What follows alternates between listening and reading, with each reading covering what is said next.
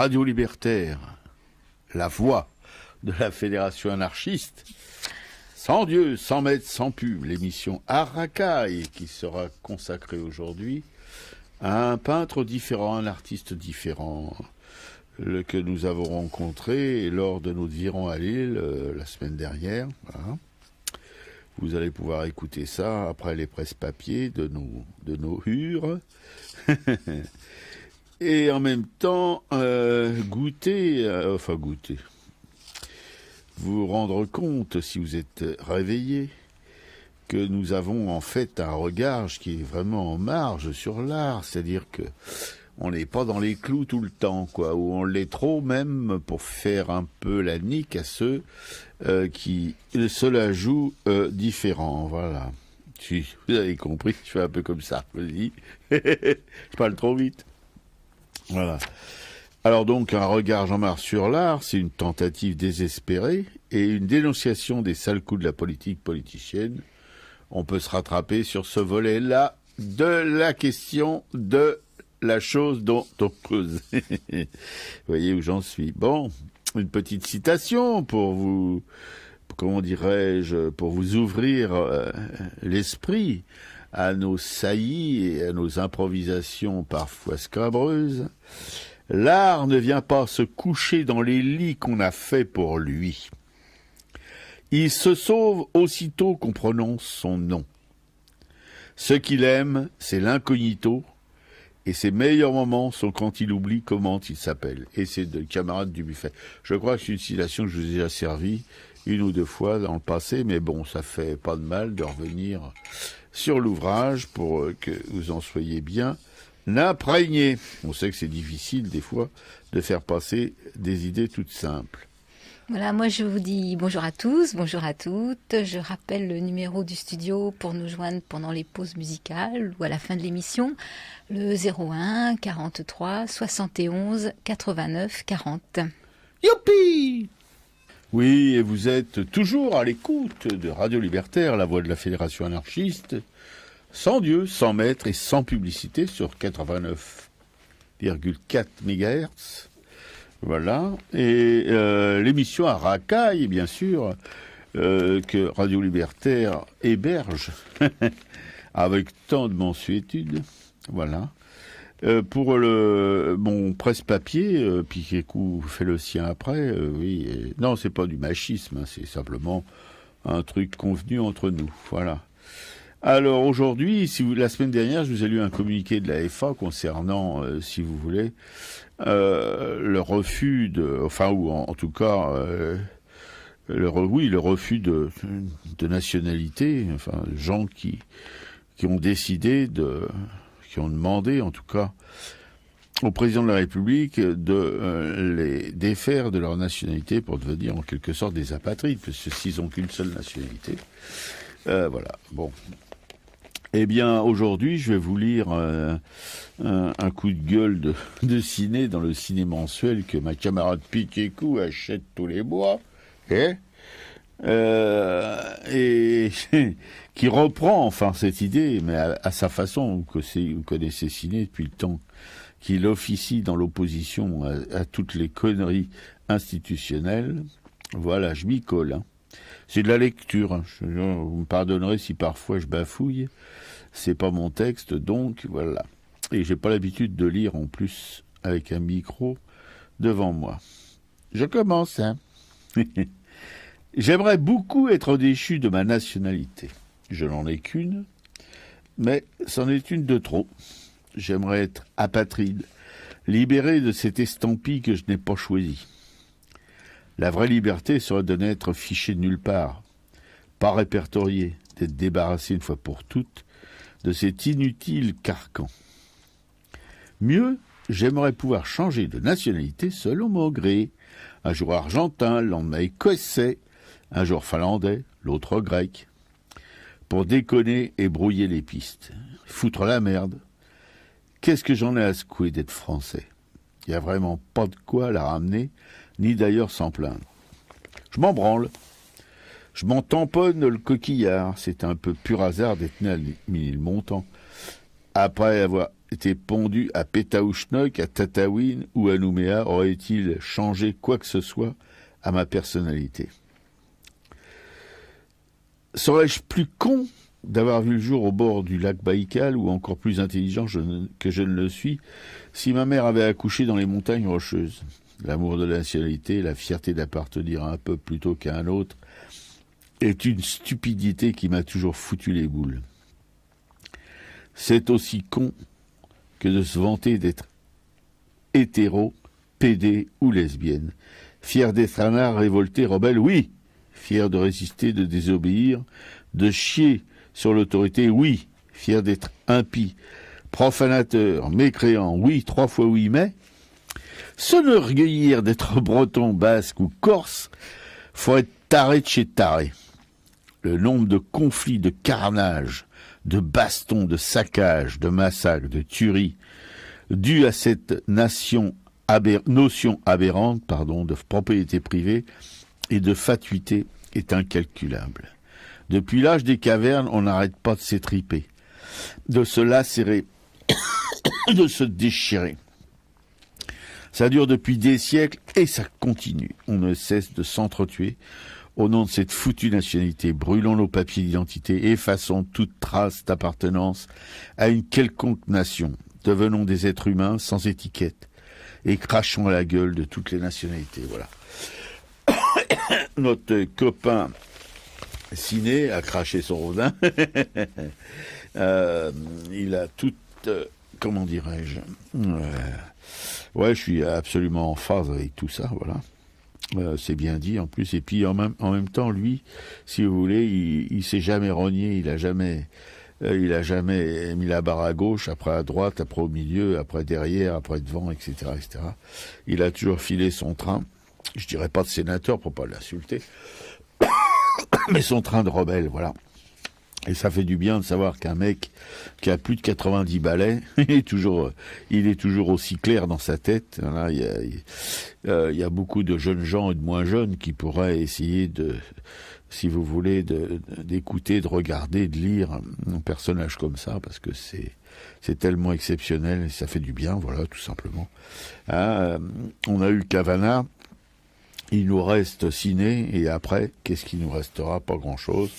Voilà, c'est comme ça, c'est le temps va de l'avant, et il laisse des cadavres sur le bord de la route, malheureusement pour nous, parce que bon, c'est pas qu'on a besoin d'avoir des chefs ou des guides, non, mais de savoir que quand même des personnages voilà, comme Ciné, sont capables, si vous voulez, de vieillir, d'avoir une belle vieillesse, quoi, de vieillir comme des vieux sages plutôt que comme des vieux cons. Voilà. Ouais, c'est vrai qu'on se retrouve bien, hein. Quand on lit Ciné mensuel, en tant que libertaire, on retrouve ces positions. Quand même. Oui, tout à fait, absolument. Voilà, c'est des positions que Charlie Hebdo a oublié enfin, il a perdu en route, si vous voulez, cette espèce de vérité qui est restée, enfin en tout cas qui reste dans ce mensuel de Ciné.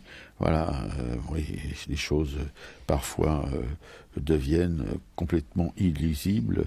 Alors là, derrière tout ça, il y a l'argent, il y a des compromissions diverses et variées, des remises de médailles et des flonflons. Voilà, chez Ciné, ça marche pas, ça. Ouais.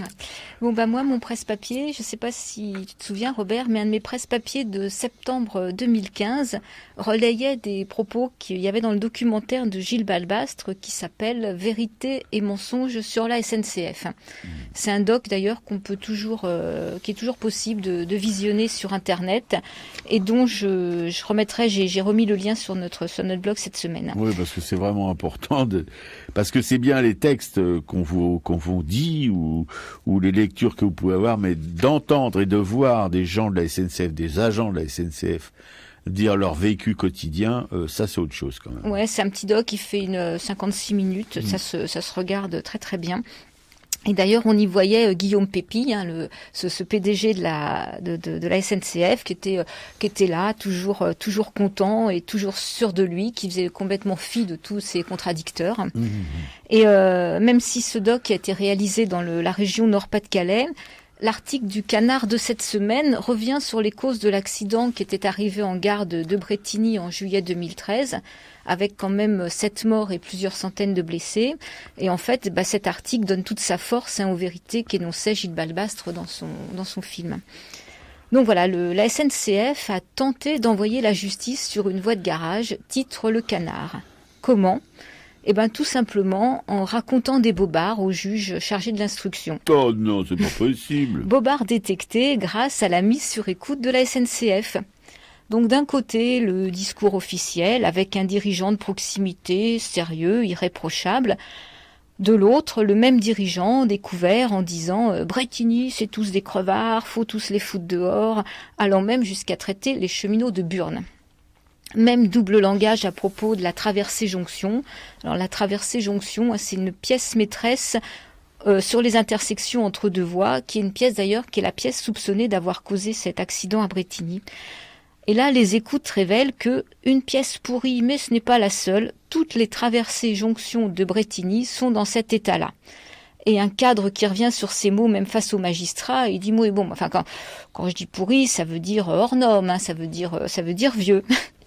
Et donc, c'est la direction de la SNCF qui est aux manettes de ces langues de bois. Chaque cheminot, quel que soit le grade, qui a été convoqué par les enquêteurs, a été briefé auparavant par le service juridique de la SNCF. C'est même une certaine Claire, qui est cadre au service juridique, qui devait préparer les salariés à l'entretien avec les enquêteurs. Alors, le Canard ironise, comme s'ils étaient convoqués au grand oral du concours d'entrée à l'ENA. Donc, pas question d'aider la justice. Et cette même Claire, enregistrée à son insu, donne ses ordres à un agent qui a reçu une convocation. « Moi, je t'invite à ne rien apporter aux policiers. Tu viens avec rien, il faut attendre les demandes. » Un autre dirigeant se vante de ne pas avoir évoqué les normes, sous prétexte qu'elles sont méconnues de la police et ne seront pas ainsi demandées. Voilà, un autre responsable du service juridique invite un rédacteur à modifier son rapport. Le renouvellement d'appareils de voie à Brétigny pourrait générer les appareils en très mauvais état. Et on lui conseille quand même d'enlever le très mauvais état. Alors voilà ce qui sort de cet article du Canard.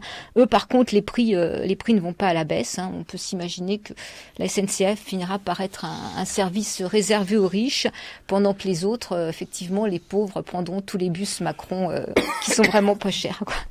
Enfin, pour l'instant, en tout cas. Ouais, pour l'instant. C'est vrai qu'on est allé à Lille la semaine dernière pour rencontrer cet artiste, ce peintre. On a payé 0 € à l'aller et 5 au retour, vous voyez. Alors là, il y a un truc.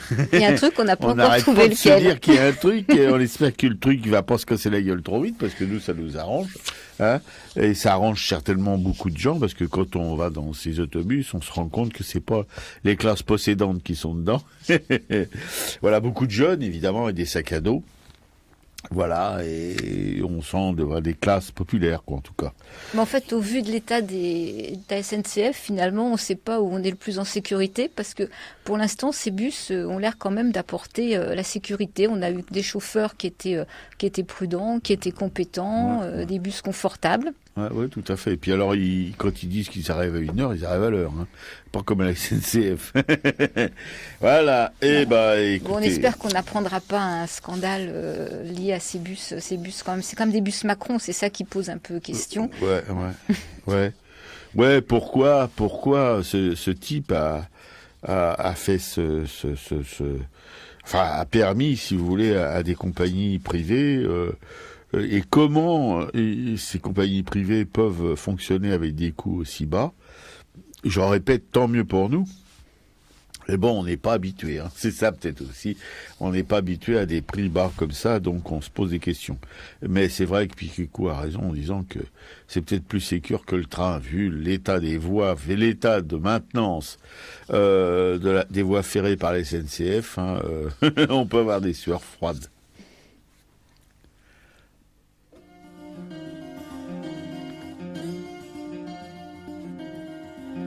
C'est une chanson naïve, un accord de cristal, 2 minutes fugitives, sans rien d'original, comme un bruit de gencive contre une porte en métal, comme un bruit de gencive. C'est une larme qui coule comme une goutte de sang, le regard de la foule, des martyrs innocents. C'est une force qui saoule, l'engrenage incessant, un bruit de mort qui roule et qui va grandissant. C'est une force qui saoule et l'on se sent tout seul, mais c'est ton sang qui coule, c'est mon poing dans ta gueule. Quand un enfant s'écroule, quand un soldat dégueule, c'est une force qui saoule, un amas de linceul. C'est une chanson naïve, un accord de cristal, une nouvelle relative quand on lit son journal. C'est la lame incisive, la douleur vertébrale, c'est la lame incisive. C'est une chanson naïve, un accord de cristal, sur des choses qui arrivent et qui deviennent banales, comme un homme que l'on prive de parties génitales, une femme écorchée vive, une fillette qu'on empale. C'est ma terre planétaire qui n'est pas pour demain, tant qu'il y aura des mains pour trancher ses artères. C'est un flot quotidien, et l'horreur et la guerre, c'est un visage humain piétiné sur des pierres.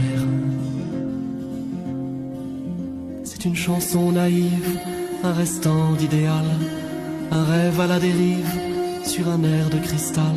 Une chanson émotive, sans théorie profonde, de minutes fugitives qui changeront pas le monde. C'est une larme qui coule comme une goutte de sang.